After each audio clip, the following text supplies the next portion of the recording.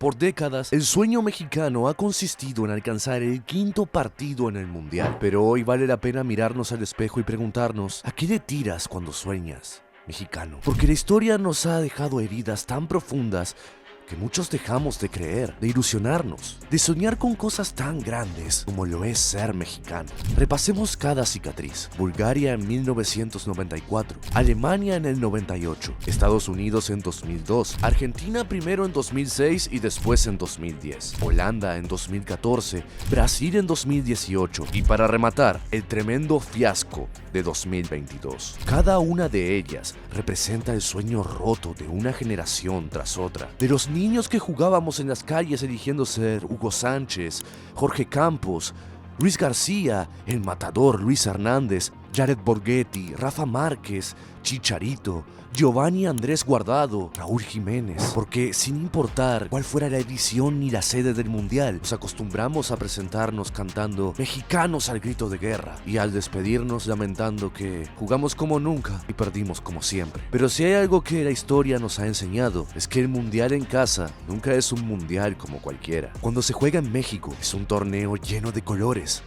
del surrealismo que Salvador Dalí no toleraba, de imágenes inéditas como la mano de Dios, del partido del siglo y su hermano, el gol del siglo, del gol de todos los tiempos de Manuel Negrete, del tercer título del Mundial para Pelé y más recientemente de un pato que viste la playera del Tri y lleva el nombre de un mago. Porque cuando el torneo se celebra en México, suceden cosas especiales, suceden cosas únicas, suceden cosas inolvidables. Y si nos centramos exclusivamente en la selección mexicana, hay una rica historia detrás de cada una de ellas. México 70. Todo comenzó en 1964, cuando la FIFA, presidida por Steady Rose, emitió sus votos para la Copa del Mundo de 1970. El proyecto que México había presentado ganó en las urnas, superando a Argentina. México tenía 6 años para prepararse, aunque primero tenía un primer ensayo. Tras haber organizado los Juegos Olímpicos de 1968 tras la masacre de Tlatelolco y un agitado entorno público, México se convirtió en la sede del Mundial de 1970. Fue el primer país en obtener la doble sede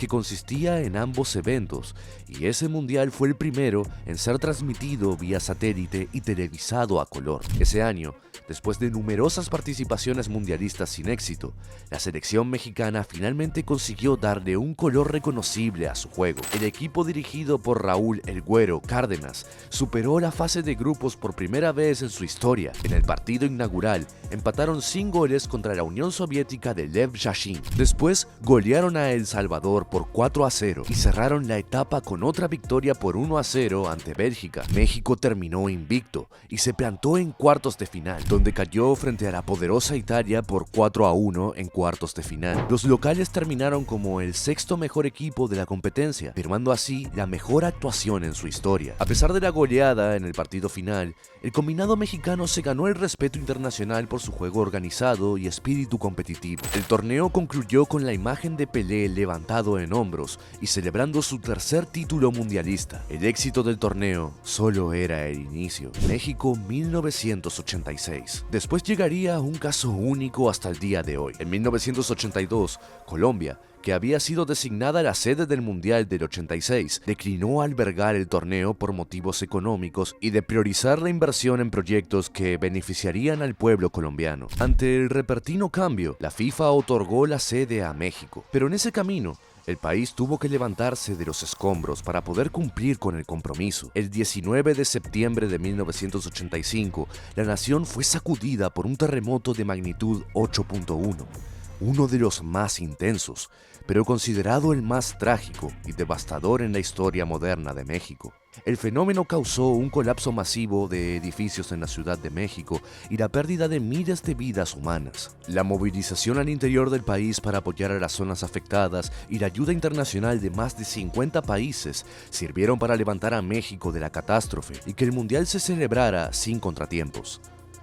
Una vez iniciado el torneo, la selección mexicana afirmó su mejor participación mundialista tras volver a terminar invictos durante la fase de grupos. En esta ocasión, abrió con una victoria por 2-1 ante la Bélgica del mítico Jean-Marie Pfaff. Después, empató a un gol frente a Paraguay y cerró con el triunfo por 1-0 contra Irak. En los octavos de final, el equipo dirigido por Bora Milutinovic venció por 2-0 a Bulgaria, cuando Javier Aguirre, el actual entrenador azteca, dio la asistencia que Manuel Negrete convirtió en un golazo de tijera que quedó grabado en la memoria de los más de 114,000 espectadores que asistieron al estadio. Fue una de las grandes pinturas del fútbol. Los anfitriones habían asegurado igualar su mejor marca y soñar con poder conquistar el torneo en casa, frente a su gente, y como parte de un homenaje que trascendía el deporte. Sin embargo, en los cuartos de final, el empate a 0 contra Alemania Federal prevaleció hasta el final del tiempo extra y obligó a definir el encuentro desde el punto de penalti. El gran torneo mexicano culminó en tragedia tras fallar en 2 ocasiones y caer 4-1 en la tanda. Pero a pesar de la caída, la alegría que el equipo había podido generar servía como un alivio y un escaparate. La selección mexicana dedicó su histórica participación en el Mundial de 1986 a todo el pueblo de México, funcionando como un símbolo de unidad y un bálsamo de esperanza para una nación que apenas un año antes había sufrido el devastador terremoto de 1985. Y aunque esta edición acaparara una gran mayoría de recuerdos, hay un tercer mundial que fue el más exitoso para la selección: Mundial Sub-17 de 2011. Esta justa ocurrió 25 años después, en 2011. México era el anfitrión del Mundial Sub-17, un torneo que la selección mexicana ya había ganado en la edición de 2005 en Perú, de la mano de Carlos Vela y Giovanni Dos Santos. En la final, se impusieron por 3-0 a Brasil, en un partido grabado en la memoria de todos los mexicanos. Esa selección de Chucho Ramírez nos demostró el verdadero fondo del sí se puede, y más que soñar, nos hizo volar. En 2011 sucedió lo mismo. En esta ocasión,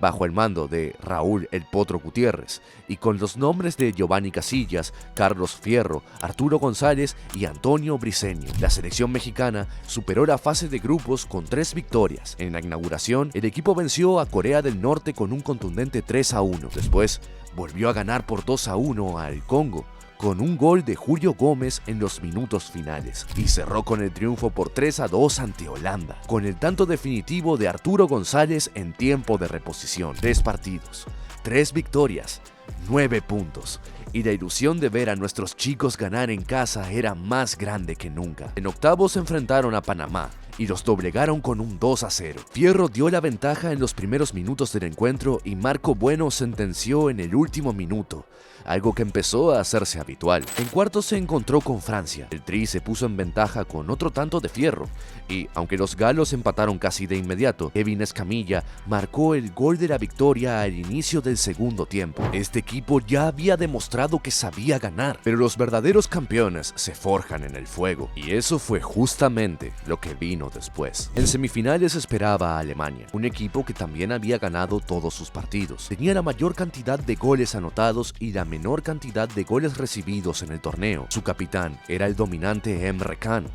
y el duelo prometía ser fuego puro. Julio Gómez adelantó a México en los minutos iniciales, pero la alegría duró poco porque Samet Yesil empató el marcador en un error defensivo. En el segundo tiempo, Can puso a Alemania en ventaja. A 15 minutos del final, el marcador seguía encaminado para favorecer a los germanos, pero había una sensación diferente en la atmósfera y, en efecto, la magia estaba a punto de suceder. En el minuto 76, Jonathan Spiricueta cobró un tiro de esquina desde la derecha que superó al portero Odiseas Vlachodimos, ocasionó un choque de cabezas de Gómez y se metió tras pegar en el poste. Fue el 2-2 y el primer gol olímpico en la historia de la Copa Mundial Sub-17. En el minuto 89, Spiricueta cobró otro tiro de esquina desde la derecha. Cobró corto, desviado al primer poste, y Julio Gómez, con un vendaje en la cabeza que estuvo a punto de sacarlo del partido, se tiró una chilena que entró cruzada, superando a 4 alemanes que defendían la línea del gol. Fue el 3-2 definitivo y un desafío tan absoluto y surrealista hacia el tiempo y la lógica como la persistencia de la memoria,